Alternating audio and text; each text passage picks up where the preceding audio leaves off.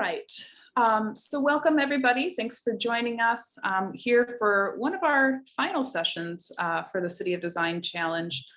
Today we are really excited to have Kiana Wenzell, a colleague of mine at Design Corps, here to talk about the value of events in supporting inclusive design processes and how to organize events to help engage your community. So Kiana has more than 15 years experience researching, planning, and executing design projects in Metro Detroit. In her current role at Design Corps, she collaborates with designers and partner organizations to create dynamic, place-based events.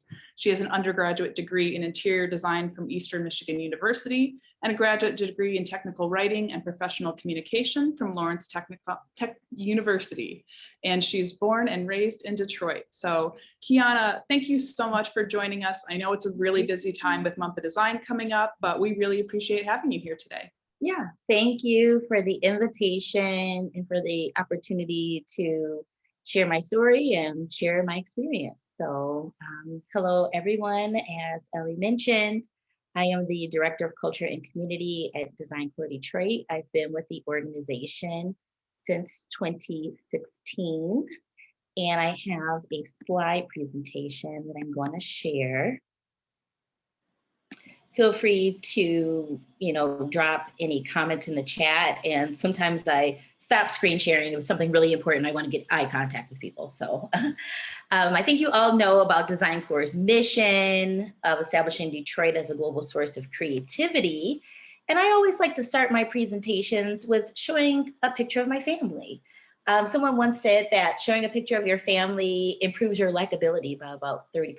And I was like, oh, that's a good tip right there. But beyond that, I think it also helps to humanize me as an individual. Not only am I director of Detroit Month of Design and running public programs with Design Corps, but I'm a mom, a wife, a daughter, and I do lots of things in the community. So picture of my daughter, my husband, Bill, at the DIA.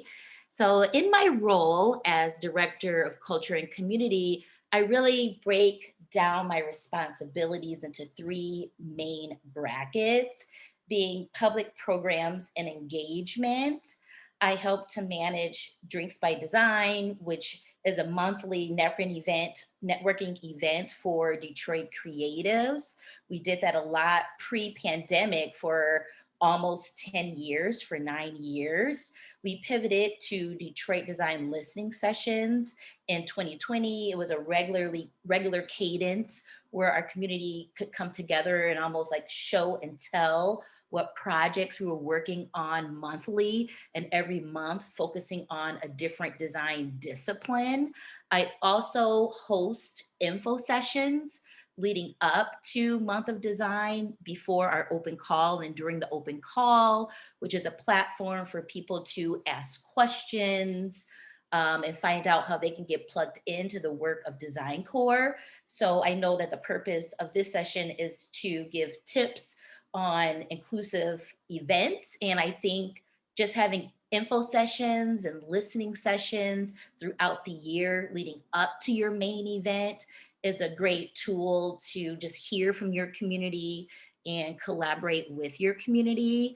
The second part of my job is advocating for Detroit creatives, marketing and promoting Detroit design locally, nationally, and globally.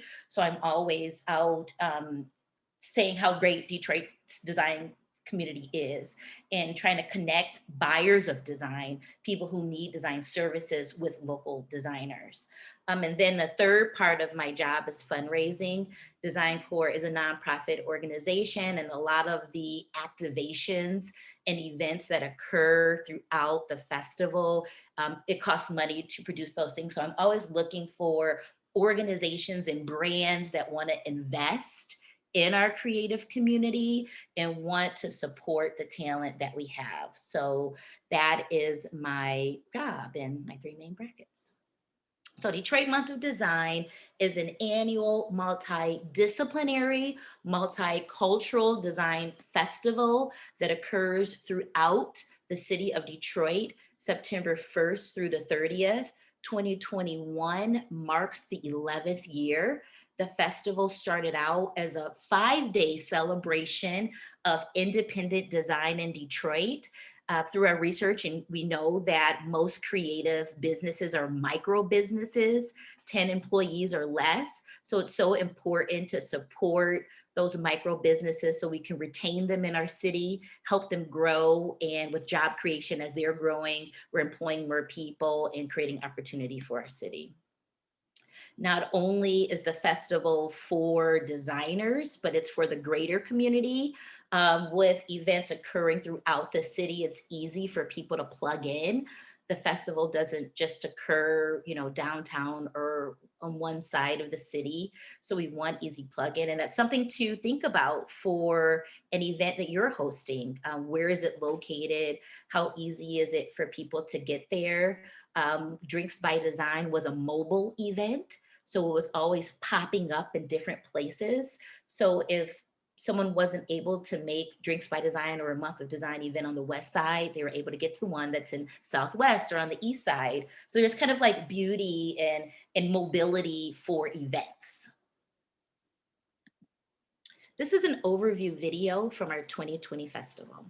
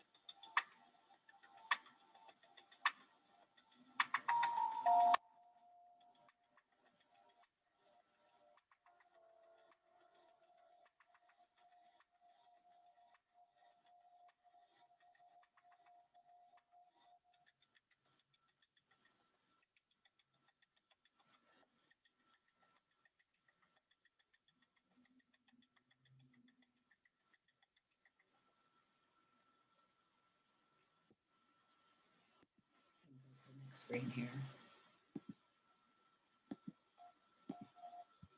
Oh, sorry about that. Okay, so beyond celebration, what is the festival and what is the role of a festival, beyond just like the surface decoration and when it comes to inclusive design? Some of the things that I've pulled out, and I dropped a nice report in the chat if you want to take a look at it, from a culture, creativity, and capital organization. I've pulled some information from that, looking at the role of festivals across centuries, societies, and geographies. Detroit, we have this design festival because that's one of our assets, but there's book festivals, music festivals, poetry festivals, festivals of food. So looking at the duration of a festival, is it a one day? Is it a multi-day? And the geographic space of where it's happening. You can have an event or plan a festival in a park. You can plan a festival in an alley, or you could do something more formal, like host it in an expo space. So the range can really differ, and it's one's not more valuable than the other. It's just a platform for people expressing themselves and creating a platform for people to voice how they're feeling. Think about the capacity to alter geographic spaces with a festival. When you have an empty shed, like Shed 2 in Eastern Market, and then you have all of these people converging and assembling in one space around a common purpose or good, that's really transformative. And that's something that festivals do, is kind of calling a segment of an industry or of a population together to share and celebrate their common passions. When we think about the contribution to talent exporting and the audience that's plugging into a festival, there's often talent discovery there, talent scouting. Festivals create an opportunity for community convergence and assembly, that Eastern Market example that I just gave. And at the core, our creative industries, a cultural life.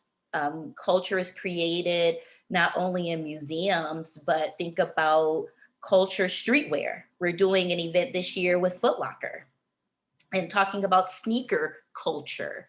And so it doesn't matter what event you're putting on, there is an audience for it, a segment for it, and culture can grow in many ways. And festivals are constantly being redefined. 2020 is a great example. For the first 9 years of the Detroit Month of Design, it was heavily in-person focused. All of our events, we meet in person. Well, we learned that that doesn't always work. That's not always necessary. You know, what's the role of a festival in the midst of a pandemic? What's the role of design in the midst of a pandemic? Well, we learned last year that the festival still matters to people when it comes to talking through some of your ideas and solutions for societal problems. The Month of Design became a platform for people to share either a product idea or an environmental idea, a sustainable idea, a social justice idea. So here's an example of convergence and assembly for the Detroit Month of Design. On the right is a picture of Easter Market After Dark, such an energetic event, bringing people to a space that's over 100 years old, one of the oldest open air markets in the nation, celebrating our city's history. It was a multidisciplinary design event. So it brought people from different disciplines, different backgrounds, you know, celebrating, turning this daytime market into a nighttime arts district. And what that really did for people, coming together, building that unity and that emotional connection. On the left is a picture from Drinks by Design. It was our Detroit City of Design theme for that month. And the Cooper Hewitt Smithsonian Design Museum brought some of their National Design Award winners to Detroit, and our community assembled to hear from these professionals, as well as local designers were showcasing their latest works and ideas at this event. And we were uplifting MOGO, a local organization that's doing a lot of, has a lot of impact for mobility in our city. So these convergence and assembly events around design and culture really do matter, as well as networking. You know, I talk a lot about how do we meet people outside of our own circles. You know, you go to work, you're talking to your colleagues, you go home, you're talking to your family. Well, from a business development perspective, or just from like a societal perspective, how do you meet people outside of your own circles in a safe environment? And Month of Design and Drinks by Design does that for a lot of people. We would meet monthly for Drinks by Design and an uplifting, cool, creative space. And a lot of people met strangers that became friends. I used to go to Drinks by Design before I even started working at Design Core, and I met so many people through that event. So beyond celebration and thinking about inclusive design when it comes to creative and cultural events, co-creation. The Month of Design, we have an open call every year, and I think that's a great tip to go outside of your own network for talent and voices. Starting in February of every year, we host an open call and say, we're planning this festival, but the festival isn't all Design Core. Out of the 74 events that we had last year, only about 7 of them were produced by Design Core. The rest of the events were managed, funded, and produced by the event organizer. So there's no festival without community. And then education and storytelling, I kind of touched on that. And then tourism and attraction. There is a value for tourism and attraction for events, especially if it's somewhere like Livernois or Gratiot Avenue or Grand Boulevard, and you're drawing people to a neighborhood or a space where they're walking, they're maybe grabbing a bite to eat, they're discovering a new store or retailer. So thinking outside of the event, and when you're drawing people to a space, what other things can they do there or learn there? Are there any questions in the chat, Ellie? Just wanted to see if anyone. Not at the moment. I'm sure we'll have questions afterwards, but yeah, feel free to keep going and I'll let you know.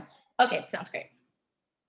So tip number one, co-creation audience, seeing the value that everyone brings to the table. There is no festival without community.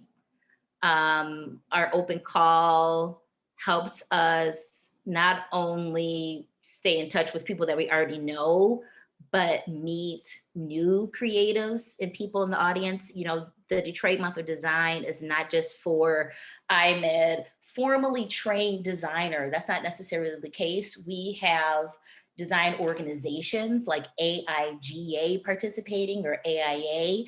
So that's an area for their get connected to our work. We also have other nonprofit organizations participating, like the Elbercon Legacy Foundation participating. So just thinking about when you're hosting your event, you're planning it yourself, but how could you bring more other people into that planning circle? Then I mentioned the events being produced, managed, and funded by the event organizer through the open call. Pass the mic. You know, our creative community includes a diverse network of individuals. So Design Corps, we're saying champions of Detroit design. We're supporting our designers, advocating. Well, I don't only want to be the only person out there advocating. I want to pass the mic so people can speak for themselves. And through events like Drinks by Design, the festival, we're creating a platform for people to host an event and tell their own story and pass the mic to them. You know, so we're not the only ones talking. It's opening it up to everyone. And then the structure of your event matters. Is this like a one time, or is it something that's going to happen every year or happen 12 months? The thing about our festival happening on an annual basis, it's like a constant evolving door of meeting new people and then seeing how people that you've been connected with, how their profession is evolving over time. And that helps with learning. You know, I think inclusion, it's not like a one and done, okay, I'm inclusive and I have no more work to do. I think this work is forever changing.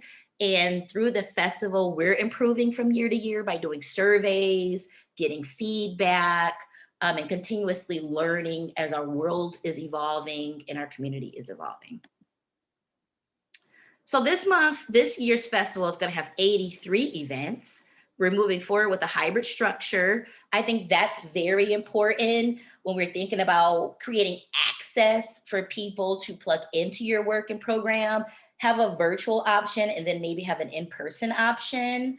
Some people are saying, hey, we're meeting here Tuesday at 3, but then we're going to supplement it with a Monday at 11, 30-minute talk, you know, or if you're doing a virtual talk, record it and then share it with your audience afterwards. There's a lot of there's a silver lining in the hybrid with the virtual option, especially if mobility is an issue for somebody. We're also having indoor events and outdoor events, having something that's self-guided. Not every event has to be so structured at this date, at this specific time. One thing we learned is with the decals. I know if someone picked up some decals at our coffee meetup last year, we had 60 decals around the city, and using Snapchat, you were able to unlock this virtual reality VR experience. There was also an installation under the DeQuinder Cut that people could see on their own time outside. So think about the outdoors and how can you bring learning from inside academic walls into public space using design and technology so people can see it on their own time. And this restricted movement, in this era of restricted movement, that was something that grew out of 2020. Tip number 2, the role of a festival, another role is education. What can people learn? You know, I want attendees of the festival to take away something. Did you learn about a new store, a new service provider, a new institution or place that you want to revisit and tell your friends about, a new product that can improve your quality of life? So education is another role of events, helping people explore areas outside of their own backyard or network. Opportunity for young people and adults to learn how design is impacting their community or what they can do. I feel like everyone's a designer by default. And I meet so many people that say, oh, well, I'm not a designer. Well, you are. You know, design is power, and you have the power to change your environment. And it's just about giving people the tools to do that, whether it's gardening or collecting plastic and then making something out of it. You know, sometimes people just need that idea. The festival isn't only established events and museum quality events. We have events for emerging talent, grassroots to mid-level to legacy. And so think about your event. Who is this event for in my audience? You may want to have, in the daytime, we're going to have our events going to be focused on young people and youth. And then as we go into the evening, our event's going to be focusing on adults. So just thinking about that range of how people can plug in. And then I did talk about the structure. In Month of Design, helping people to overcome barriers to the classroom with the arts being cut, some people not even being introduced to design in middle school or junior high school. Community events can be a non-traditional way for people to get design education.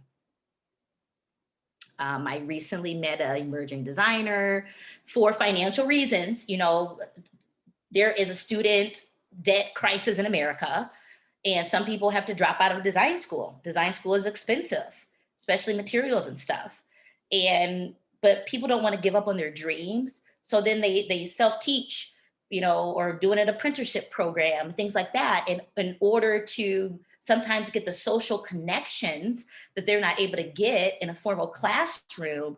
They can get involved in like Month of Design. That's what I did.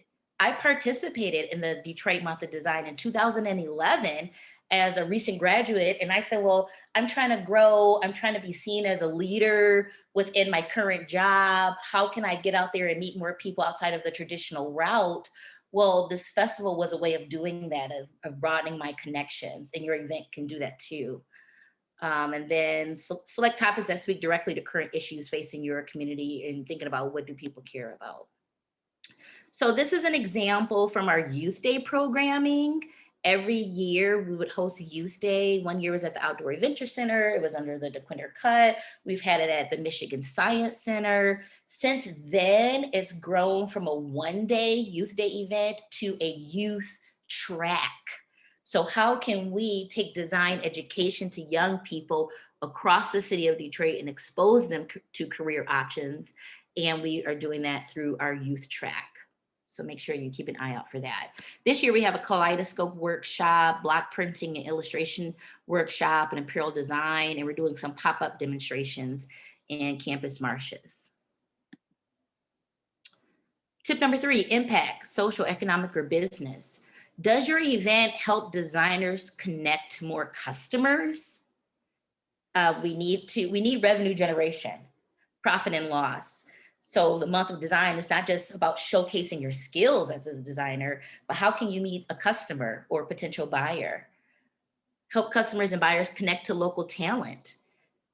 So think about, I know the City of Design Challenge is focused on digital inclusion. So whether that's focused on education or whether it's focused on someone needing to find a technological service provider, is your event trying to do that, or educate? Serve as a platform to connect local talent with large brands. A lot of maybe DTE or I don't know, we're working with a lot of brands that are able to bring money to our design community through sponsored projects and activation. So thinking about what companies and organizations have an interest in your community, and how do they want to position that brand within your community? These large brands need us as much as we need them. I'm in the inclusive design space, so I feel that, and I know not all companies feel that way, but when you think about customers, buyers, authenticity, behavior, and how people are received, I think connecting on the hyper local level, I always say that I want to have local impact with global influence. And that can happen in hyper local global brand partnerships coming together and working mutually next to each other and seeing the value that both people are bringing to the table. Events and festivals also help increase foot traffic and sales. I think I have a example here for Light Up Livernois, and now it's Art on the Avenue. Some of the years, the Detroit Month of Design event was like their second highest sales day or third highest sales day outside of like Christmas and Thanksgiving shopping, because the events that were happening there were drawing like 2,000, 3,000 people to this corridor. People were spending money, whether it was like food, retail, buying from a local designer, local impact, local businesses, connections, greater community learning about service in the area, and then celebrating the unique culture of Detroit communities. I mean, Detroit's a wide city. Not every neighborhood is the same. So embrace what's unique about your neighborhood, and every neighborhood has something unique about it. Whether it's the intersection of this and this, where it's this historic building, it's the history there, or whether it's the intersection here and here where something new was built. I just believe in excavating and uncovering the history and uniqueness about every neighborhood in Detroit and celebrating that during your event, or celebrating that during the Detroit Month of Design if it's creative related. Here's an event from last year when we talk about social impact. Brenna Lane and Lisa Wood partnered together to create this event called Did You Try Unplugging It and Plugging It In Again? What I thought was great about this one is because Lisa bought 3 lots in the North End, and 30 years prior to her buying it, the lady who lives in this brown house right here, I want to say that her last name is Lane. It's not Artist Lane because that's a sculptor. It was Pat Lane was her name. Pat Lane had been taking care of these 3 vacant lots for 30 years before Lisa bought it.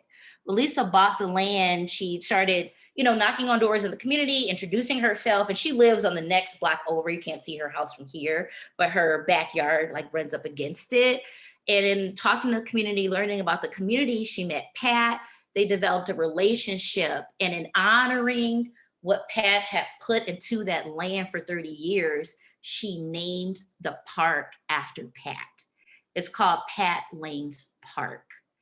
In addition to that, going through the COVID crisis, which we're still in, Brenna Lane went from making denim products. She had an industrial sewing facility. She switched over from making denim to making hospital gowns. Keeping the scraps from the hospital gowns, they then installed them in Pat Lane Park and had a great healing environment, convergence assembly space that they made in Detroit. I wish I had a final outcome of it, which it maybe I have to share it with Ellie, and in the post email we can share with everybody. But they had these metal structures, and the scraps of blue would just kind of blow in the wind. And it was a park for meditation, a place where the neighborhood could meet now and do storytelling and have, garage sales, clothing swaps, you name it.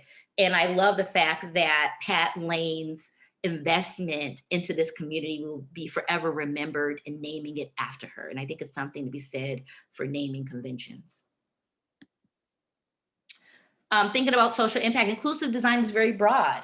Are you talking about inclusive when it comes to geography, inclusive when it comes to developmental, is it a disability or mental disability? Think about our limb loss community. We've been working a lot with Detroit Disability Power. This year we're having a design jam where teams are creating prototypes for sports apparel for people with limb loss. Last year we had Wearology, where a local designer created buttons that will be replaced on your shirt for people that had trouble with hand use. So just thinking about how the festival can be used, or your event could be used for product launches that are addressing a certain area of accessibility. And then here I mentioned the Detroit Denim Park and Pat Lane, who's not a quote unquote formally trained designer, but we still want to acknowledge her commitment and investment into this land. So she is a designer, in my mind. So I'm going to end with some best practices for hosting an event. Number one, I would say define your event. determine what type of event you're putting on, and consider which of the following categories your event falls into. Is it, just specific to industry? Is it specific to the greater community, young people? So kind of just defining your audience and really defining what you're going to be talking about in your lane, because inclusive design is broad. So you want to just make sure you're narrowing down to your specific topic or category. And then kind of write a event description that is just easy to read, nothing too complicated. Put yourself in the shoes of someone who's interested in your event, but they haven't necessarily always been involved. How would you draw them or entice them? Use inclusive language. Try not to use too much industry language. I think every industry, you're talking to a doctor, they're going to be using medical terms. Talk to a lawyer, law terms. Talk to a designer, they're going to be using terms you may not understand. So just kind of think about the language in your invitation and when you're calling people, so they know what you're talking about and feel like they're welcome there. And we encourage you to draw your own research and accessibility. We do have a guide here, which I could maybe drop that in the chat. And I did mention Detroit Disability Power as another great reference. They also host workshops, Detroit Disability Power, and they offer audits too. So if you want to do like an accessibility audit of your organization, that's a really great resource. And then marketing your event. You want to begin marketing at least 8 weeks out. If you're hosting an open call to really try to draw, a greater amount of people, cast a greater net, you probably want to start at least 16 weeks before your event. So you can have the call, close the call, review, get back with everybody. Are you going to have like a committee of people helping you? Then that could take a little bit longer too. And then document your work. Document it so you can get feedback from people after and say, not only for like sharing how I'm sharing now with other people, but documenting and then getting feedback so you can build on that the next year and always try to improve.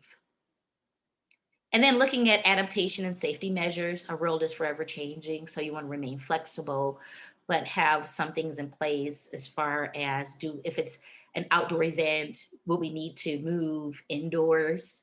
Is it accessible for a different range of people? Think about sound. And sometimes you can always put something on your Eventbrite. Like if you need assistance, please email this person or call this person. It could be something as simple as that. And read through the CDC's guidelines for events and gatherings as things change.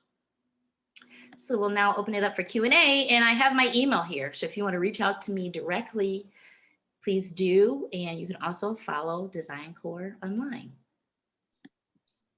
Thank you so much. Thank you so much, Kiana. I really appreciate that, and really just admire you so much for all the work that you do to organize Month of Design. It really is a platform for so many different types of folks in the city, all across the city, doing all different kinds of design. And so I think that you have created a community, just through your work. So I really appreciate you sharing and offering some really great tips for how to be a good host, how to really make sure that the benefit extends to the local community and local businesses, and how to really, just make the most of this event in order to advance inclusive design projects. So I've got maybe just a couple questions to kick things off. I wanted to ask first, when you're hosting an event, aside from the checklist of all of the logistical things, what do you do on a personal level to make sure that people feel comfortable and welcome and to feel engaged in the event when they're there? Yeah, before the event, if it's someone that's showcasing, I definitely try to do a call with them, learn about the person, their background, and see how they identify, just like I showed the picture of my family. I don't want the person just coming in, there's some design robot. So I kind of try to personalize it, introduce myself, open up the lines of communication. I'm really big, if it's an in-person event, I'm big with eye contact. So I'm always like, making eye contact. If someone's making eye contact with me, I'm a big smiler. I just naturally smile. I know some people, everyone kind of has their straight face when they're not, but I'm a natural smiler. And sometimes I smile at people, wave. If someone waves back, I take that as a cue that I could talk to that person. So things like that. Working the room, I like to introduce people to other people. That's why we're there, especially when you're converging, assembling. If I know that two people have something in common, I'll say, hey, Sean, do you know Ani from Detroit Disability Power? Because I know tech is big, but what are some, challenges in tech? Maybe if you're hosting a tech event, you could get together with Ani and see where what's the future of live transcriptions or something like that, So I try to like bridge people to each other and be a connector at events. So it's kind of one of my go-tos. Well, and I know you've done a lot of work, in the past year looking at this issue of accessibility in particular. Could you maybe talk about some of the specific, changes that we've adopted over the last year or so, or, things that you keep in mind? And I'd love to hear from Ani on this as well. I know she's stepping away for a moment, but what are some of the things that Design Core now does? Ani, you can totally step away if you need to. Shout out to Ani. I was gonna mention her. Yes, we have started on our open call application asking people about accessibility measures that they're taking for their event. So even if they're not thinking about it, when they're filling out the open call application, that's kind of like getting them to think about it and then let us know so that we can better serve attendees. We've also started inputting language onto our page. If you need assistance, please email or call this person so we can find out exactly what event they're interested in, what their needs are. Then I can contact the event organizer based on what they put in their application. I know what they've already have, but I have their contact information so I could call them and say, hey, I have an attendee that's interested in attending your event. Are you going to have live transcription, or just make sure you click the button because I have someone there that's going to be coming, or I can check the entry door or access in and out of a building in advance of the event. And then also educating myself and our team.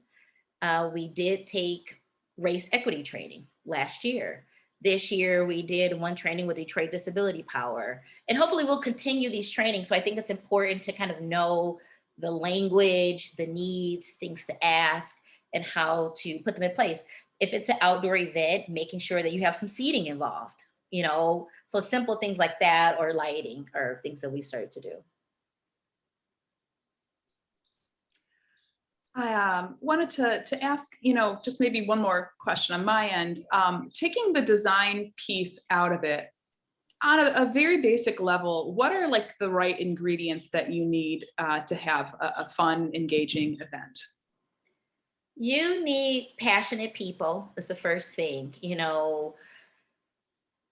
I saw this ad the other day watching the Olympics about skateboarders in like this skateboard community. It was like people just skateboarding, people that love skateboarding. And they all came together and had this, it was almost like slow roll. People who just love biking. They are passionate about biking, or they just love spending time outdoors. So finding that hot button issue for your group, there's nothing that the human spirit can't do if people are passionate about it. And so really defining the why are we getting together? Why are we converging?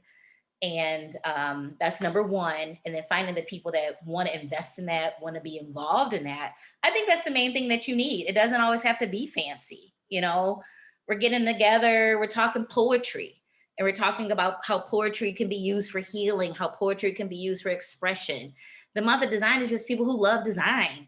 You don't have to sell me on it. I just already love it. And I love being around other creatives, and I love sharing ideas. We can meet up in a park and a lot can come out of that, and just the connection and staying in touch with each other.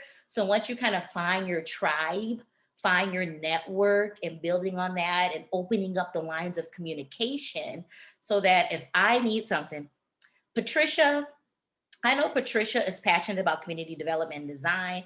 I met her through Ellie when I attended that event. I have her email, and next time I'm in that area or I'm having something, I'm going to invite her. I'm going to invite Ellie, and I'm going to invite Patricia. And then maybe Patricia will bring somebody too. And then over time, we're going to build on that. Yeah, I think that's a, important thing to recognize is how our relationships can help, as we're both programming the event and also just in terms of getting the word out about activities that are coming up. And speaking of which, I know Patricia has a neighborhood day planned with Stafford House this Saturday from 10 to 4. So, Okay. So I think that they'll have an opportunity to apply some of these learnings directly. I know that you have developed a checklist for events that help both you and other team members to make sure that we're covering bases as we're organizing events. Do you think that's something we may be able to share with folks just as a template to start off?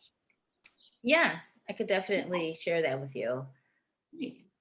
Should I put it in the chat or send it to you and you'll? Yeah, if maybe I can, we can probably share it and add it to the Google Drive for teams to be able to access, but I think that'd be a great tool for folks to have in hand.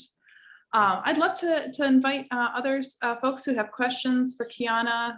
Again, she's been organizing events of every shape and size for the past few years and has a lot of experience here. So feel free to ask any questions. I know Paul has one logistical question for Month of Design, which is how to pick up decals if you're hosting an event this year.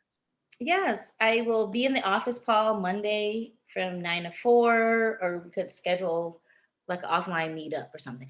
And I have some street team members helping me to deliver them. So let's connect. I'll call you offline and I'll see who's assigned to your area.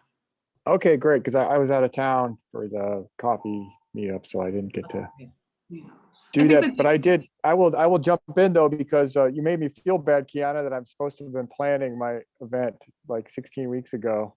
I mean, I have been planning the event, but as far as like the publicizing and stuff, that's I really haven't started doing that yet. So I don't know if there's maybe we can get offline and maybe you have some ideas for how to promote our event this year. But we've had a great time doing the events in the past. I think I've done last year I was in 2, and I think I've done one almost every year for the last 3 or 4 years, maybe. So awesome. And what brings you back from year to year, Paul? It's just to me, it's like a good.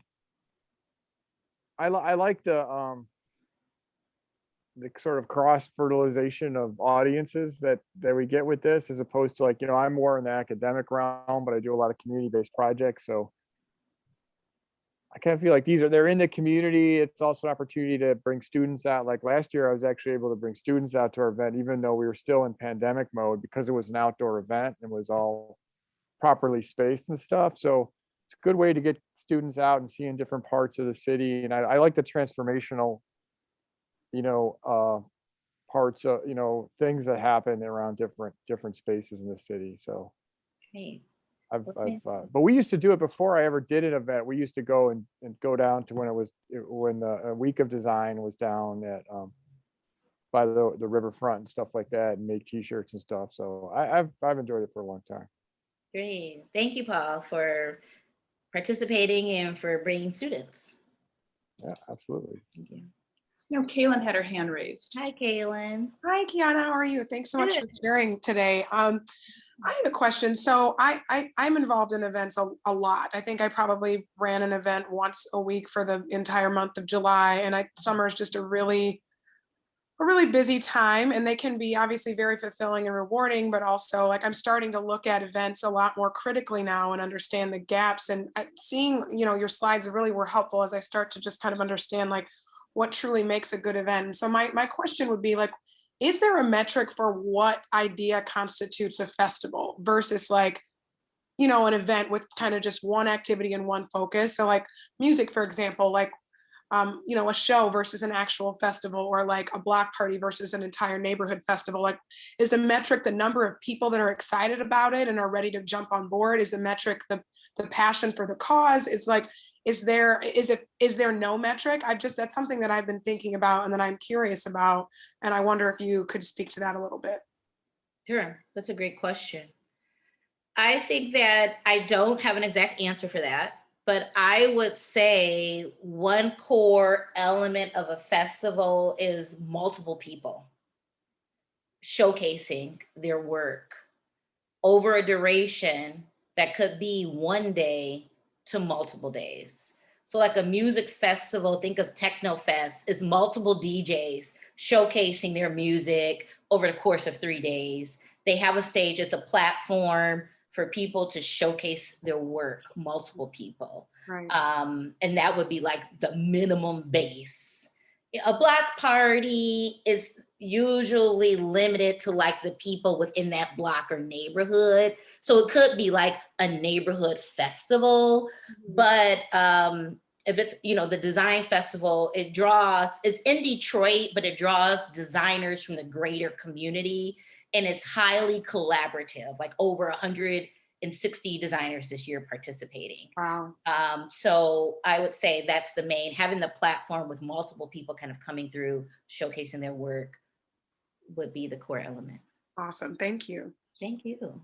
Yeah, and I know our sponsors, for them, it's about numbers. It's very metric driven, and we do have to deliver that to satisfy the sponsorship agreements. But it does seem like when we as a team talk about it and at the end of the year are kind of celebrating our successes, I do think it is, as you know, Kiana, you were saying about, are we providing a platform for folks who may not otherwise have a platform, both in terms of who's being showcased, but also what local businesses or what local creatives are getting opportunities out of it.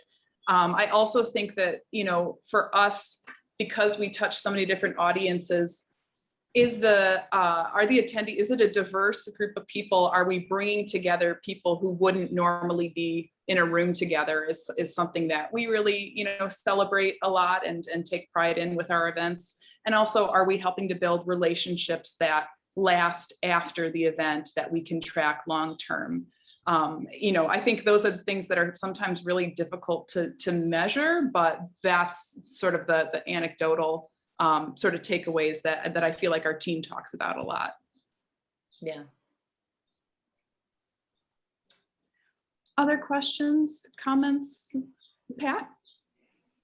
Hi, I had a question regarding getting input from people who are involved or engaged or just guests at a festival.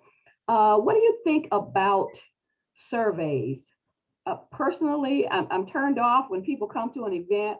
I never want to stick a pencil and paper in their hand because I hate that. So what's another way to get people's thoughts, opinions, you know, feedback, other than sticking a survey in their hand? I love calling people. I just called a designer who participated in Month of Design last year. She was a cohort in the Design in the City cohort, Naneka Jackson. And I just thought about her and I said, I don't want Naneka to think that this Design in the City program was just a one-time thing, a transactional type thing. I actually care about her, you know, and I wanted to see how she was doing. So I was like, hi, Naneka, how's it going? You know, how are you doing? And she was like, I'm great. We just chatted, you know. So I think that sometimes you can get your ideas out better verbally than in an email. Sometimes the email is like crafting your words. I mean, delete, put a comma. Sometimes I just call people, it humanizes it. Some people prefer text messaging. Some people are like, oh my God, please don't call me. Send a text message, you know? So you might just be like, hey, how was your event? I was just thinking about you. Any feedback? Or I hope you had a successful event. I'd love to jump on a call and talk about it. Of course, we send out the formal survey through email, which most people don't fill out, you know, but I'll contact people through email, phone, text, social media. I use every form of communication. I'm like, you can tweet me, LinkedIn. So I'm not on TikTok really, so don't direct message me on that, but every other form. Sometimes I'll be on LinkedIn or something and someone will leave a comment and then I'll send them a direct message like, hey, how was your event? You know, so just kind of those casual ways of asking people, did you find it beneficial? Or hey, just wants to check in on you. It can be very informal to get that feedback. So in terms or of, you could have a post celebration event where you're gathering the event organizers, like we had the coffee event on Wednesday. So maybe after, we're just getting people together and then you're just talking to people then, and you can go back and write that information down. so how does that work if you're talking about general public and these aren't people who are, you know, they're just general neighborhood. Oh, folks they're just the general public. That's tough. it's tough. It really would come through word of mouth. I'm talking to people year round, just talking to people, let's do a coffee, let's talk and walk, you name it. You see people, you're in the store buying something, you're like, hey, and they're like, oh, I went to the month of design event. You're like, oh, how was it? So it's just the word on the street type feedback that I think you get, and knowing if you're going in the right direction. Ani? This is Ani. Yeah, I just wanted to add to what Kiana was saying. And I think I thought about sort of the years of evaluation I've done for the Techno Festival in terms of accessibility, where I both had buy-in from Paxahau, the main group, and then haven't had buy-in in some years, and thinking about how there's literally a picture of my face that goes around between disabled people, and they say like contact or like look for this woman to talk to, just because access is really unfortunately bad in Hart Plaza, and the group that puts it on is so small and quite stretched. And so a lot of times it's been about planting the seed for me, like finding one person who maybe had broken their leg and is using crutches and say, hey, like I'm collecting feedback, this is my information. I had bought like a bunch of the Mogo adaptive passes to kind of give people, and had some singles like, oh, here, like if you call me, like here's $5 for a drink or whatever, or some water. So for me, a lot of times it's been planting the seed and just saying like, I'm looking for this feedback. If you see or tell other people, like, can you please hand them my card and let them know that I'm trying to get, more people to highlight their experience and sort of help advocate for improving infrastructure. And so I think planting the seed is like a good takeaway, but also it does demand a lot of time and energy from me, because just like Kiana said, it's a lot of one-on-ones. But then if other people are sort of collecting the information and giving it back to you, that's helped me as well, where they can say, oh, I spoke to this person who's using a wheelchair and they said this was really bad, or this was really good, or this was difficult. And so that's sort of how I've tried to do it, but also like it's very informal and I'm not having to provide metrics or hard data for any kind of funder. It's just been for my sort of evaluation purposes. Yeah. And another, like Ani said, somebody might reach out and then I'll say, oh, how did you get my information? Or how did you hear about Design Core or Month of Design? And then they'll say, oh, so-and-so told me that if I was a designer, I should reach out. Then you're like, okay, that's good. That people are able to share my information. And then sometimes comments, if you want to make it easy for different channels, online channels, people can just drop in the comment section. Yeah, I know, Kiana, one best practice that you've encouraged festival participants to do is to have an official registration page. And even if it's just very simple, it's a good way to proactively communicate this and set expectations, and just have some way of keeping track of who may be attending if they're outside of your network or otherwise. And it doesn't have to be, a long, complicated form, but like even just having that basic expectation, I think, can help with, at least some of this. Yes, thank you, Ellie, for mentioning that. So even if you don't have a formal Eventbrite, but people sign in to your event and you get their name, phone number, email, then at least you have a list of those people came to your event for a reason. Because Month of Design's so big now, some people are going to one event, some people are going to 20 events. So then when we do the survey, they're like, which event are you talking about? I really like this event was okay, but overall I like the festival. So, but if you have your specific event and the people who signed in there, you could then follow up with those specific people through, many different mediums to get feedback from them. Yes, thank you, Ellie. Other questions, comments?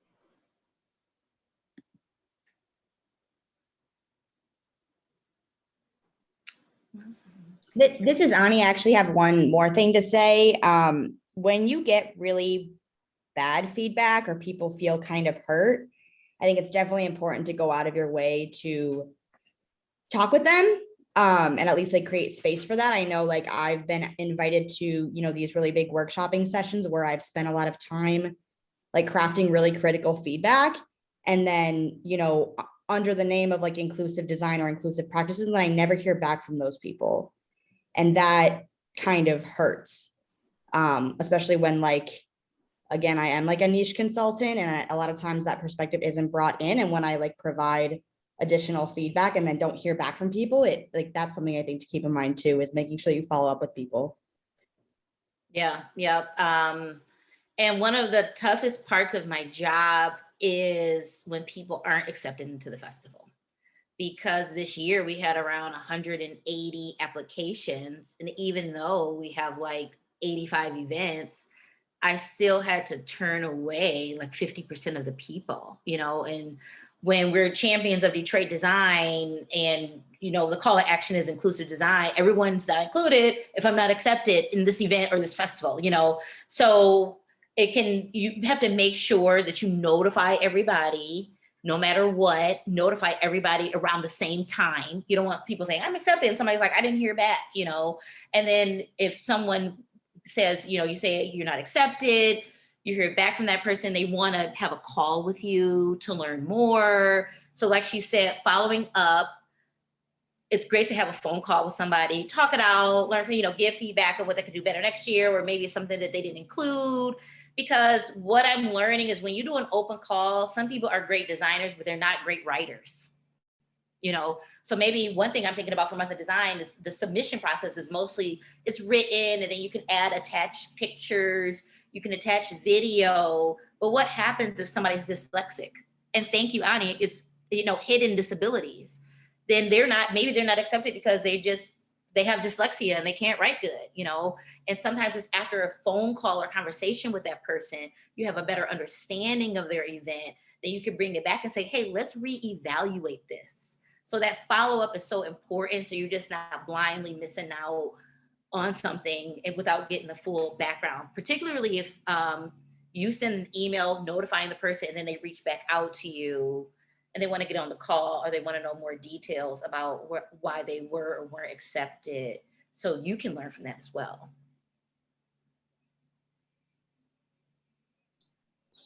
Yeah.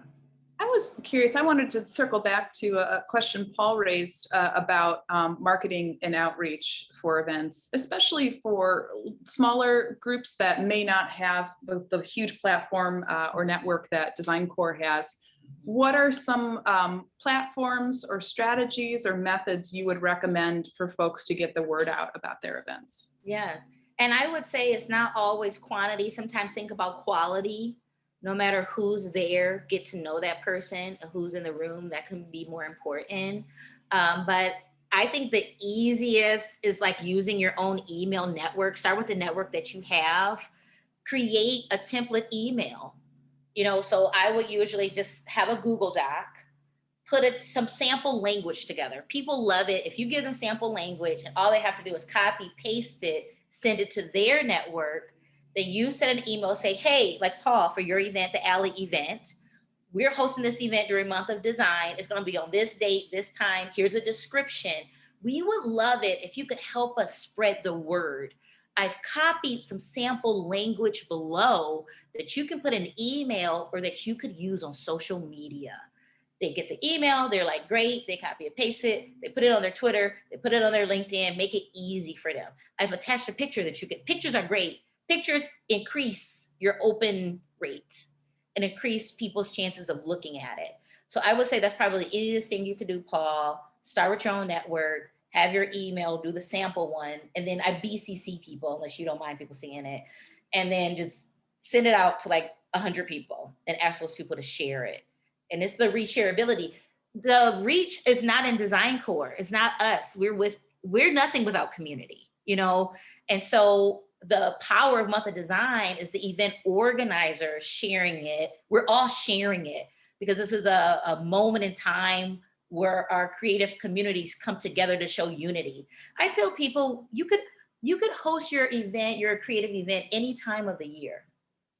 But what's important about September is that it's sending a message of unity for our industry, you know, whether you're large or small.